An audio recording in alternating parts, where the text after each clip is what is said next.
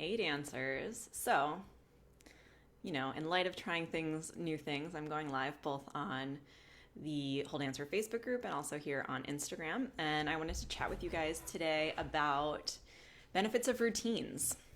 During this time and in the future, routines are going to really serve you guys in working towards your goals, feeling more positive each and every day, and like sticking to things that are moving you forward, momentum forward. Hey guys, hey, cool. I see you guys popping on Instagram, and I think some people are popping on Facebook as well. Like I said, I'm talking about routines today. If you have any questions as I go, feel free to put them in the comments.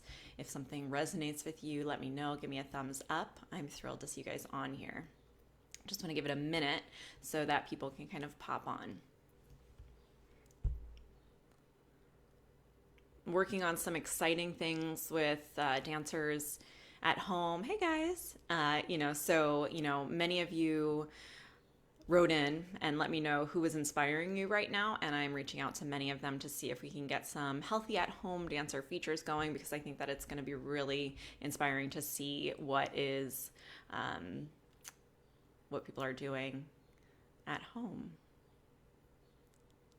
Hey, cool. Okay, so getting into routines. Now, if you're not somebody who normally has routines with, your everyday schedule, now is a great time to work on them, and also to think about things that you're going to bring forward with you once we are out of quarantine, once we're back to life as normal as it can be. So start in the morning. The minute you get up, it's good to have sort of the things that you do when you first wake up. Do something healthy to start things off. Maybe you do those basic things like you go into the bathroom, you wash up, you brush your teeth, you get ready for the day. You want to create those healthy habits so that you're starting off on a positive note.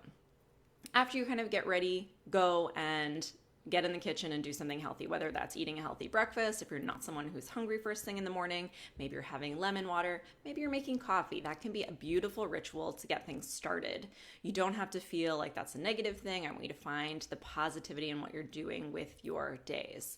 Start with a positive headspace. So maybe that looks like for you meditating, taking a minute just to sit and breathe, thinking about what you would like to achieve that day, what you would like the day to look like, how you would like to feel. That's a big one as well.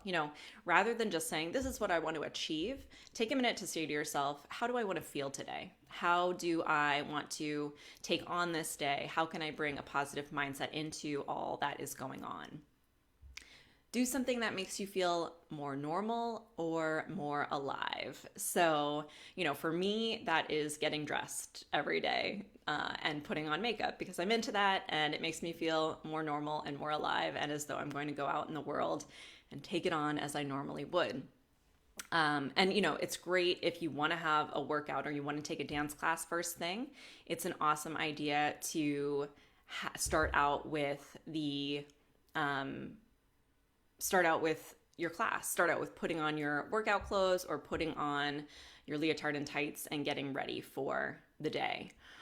We don't want it to be a crazy complicated routine, because we want it to be something that we can do consistently and keep up with and feel good about. So like I said, if you're not someone who already has routines set up, write down some things that you'd like to incorporate into your mornings.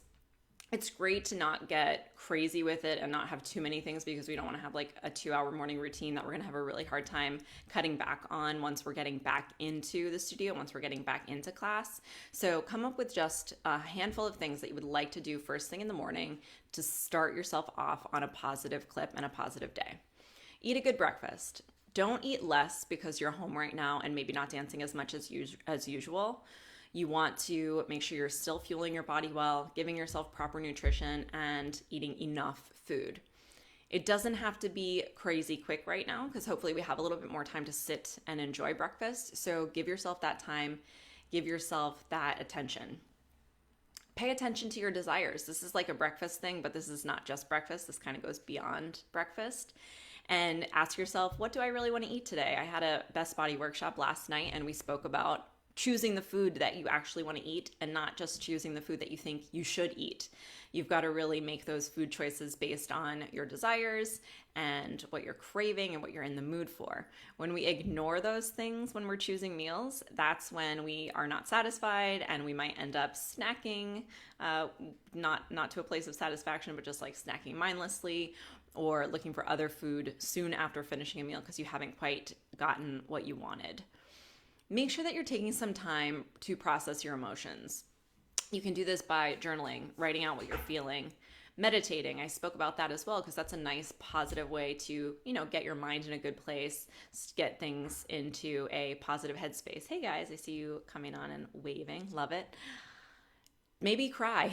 I've said this when I did some different live things with you guys and different workshops and support information that I've sent out.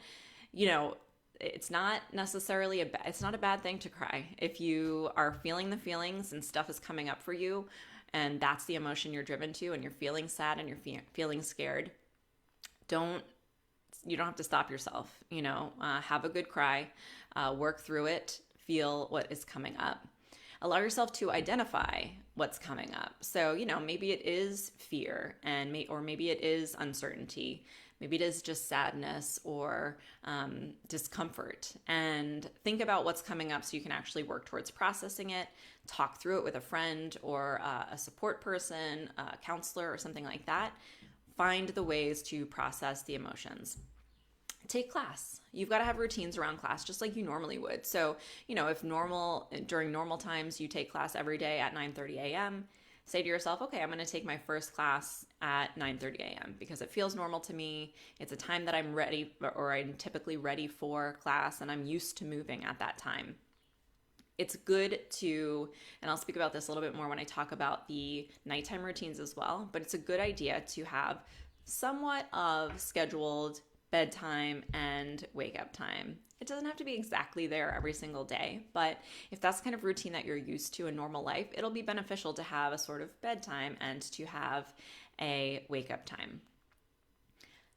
Make sure you're planning not just the one class for most days, because in order to make up for the missed classes, the fact that we're not taking a full out class in a studio, it's going to be really important that you guys are taking 2 to 3 classes a day, spread them out throughout the day. Maybe you can take 2 back to back in the morning and then save 1 for the afternoon.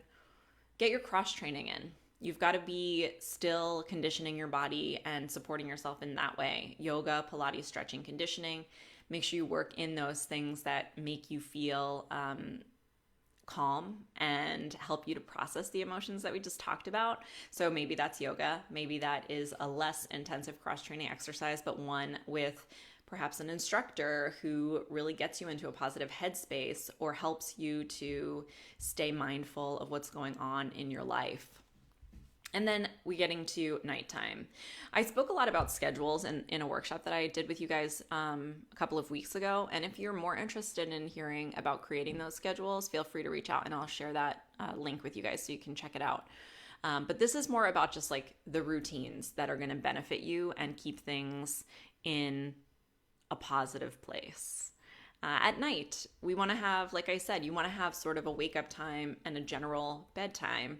And think too about when you're eating dinner in relation to bedtime, because as much as possible, we want to kind of avoid eating too close to bedtime because it can impact your sleep. Obviously, you don't want to be uncomfortable. Sleep. The benefits of having a routine around nighttime are that you're going to sleep better. And so right now, many people are experiencing insomnia or having some anxiety, and that's building up around bedtime. Maybe your mind is going a little crazy. So I want you to take the time to create that routine around nighttime and sleep so that you can get restful sleep. Don't stay up just because you can. Like just because you don't have somewhere to be in the morning, you want to stick to those morning routines that you have. You want to stick to your morning class time. Like I said, if that's 9:30 a.m. and you're getting in the routine of having that class every day, you want to stick to that. So make sure you go to bed so that you can wake up refreshed and ready to take class. Bedtime routines, including getting rid of screens, calming and supportive activities. So maybe that is taking a bath. Maybe that is meditating. You can meditate more than once a day. If you've not done it at all, I highly encourage you guys to check it out. My favorite app right now for that is Simple Habit. I know Headspace is a popular one. There's so many out there, and a lot of them have free trials. Some of them are giving out free memberships to people in need right now. So check out what resources are available. But the calming supportive activities are going to really help you to wind down and get ready for sleep. If you are used to, watching TV before bed, you can watch some TV before bed, but give yourself 20 or 30 minutes after that to still have some, bedtime stuff going on. Maybe that's brushing your teeth, washing your face, getting changed into pajamas, those things, so that you have a little bit of space between the TV time and the actual sleep bedtime goal. Within all of this, within these routines, I want you guys to remember that if something doesn't feel right that day in the moment, or it doesn't feel supportive that day in the moment, or you're pushing too hard and trying to do too much or add in too many things, let it go. The more you can work on allowing yourself to be flexible and letting things go, the better off you're going to be in the long term during this time. And then once we get back into everything that we're working towards in dance, in the studio, with body goals, all of that stuff. So I'm going to check over on Facebook just because I can't see that window right now, just to see if there are any questions coming up. I don't see any, but I do see that some people have popped on over there as well. But that's all I've got for now. If you have questions about this, about routines, please reach out, let me know, and I would love to support you guys further with whatever's coming up.